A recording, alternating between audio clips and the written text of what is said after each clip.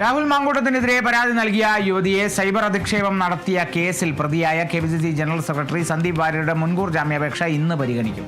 Thiruvananthapuram sessions കോടതിയാണ് മുൻകൂർ ജാമ്യാപേക്ഷ പരിഗണിക്കുന്നത്. പരാതിക്കാരിയുടെ ചിത്രമോ പേരോ സോഷ്യൽ മീഡിയ വഴി പങ്കുവച്ചിട്ടില്ലെന്നും മുൻപ് പങ്കുവച്ചിരുന്ന പോസ്റ്റ് മറ്റാരോ കേസിന് ശേഷം കുത്തിപ്പൊക്കിയതാണെന്നുമാണ് മുൻകൂർ ജാമ്യ ഹർജിയിൽ സന്ദീപ് വാര്യരുടെ വാദം.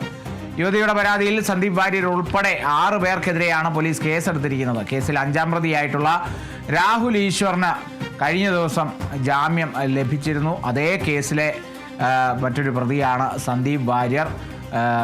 ഈ യുവതിയെ അധിക്ഷേപിച്ചു. രാഹുൽ മാങ്കൂട്ടത്തിനെതിരെ പരാതി നൽകിയ യുവതിയെ സൈബർ അധിക്ഷേപം നടത്തി എന്നുള്ള കേസാണ്. അതിൽ ഒരു പ്രതിയാണ് KPCC general secretary Sandeep Warrier. കഴിഞ്ഞ ദിവസം സന്ദീപ് വാര്യരുടെ ഈ ഒരു മുൻകൂർ ജാമ്യാപേക്ഷ നീട്ടുന്ന സാഹചര്യമായിരുന്നു. അത് ഇന്നത്തേക്ക് പരിഗണിക്കുന്നു എന്നുള്ളതാണ്. ഇന്നിപ്പോൾ അതിന് ഒരു തീരുമാനം ഉണ്ടാകും.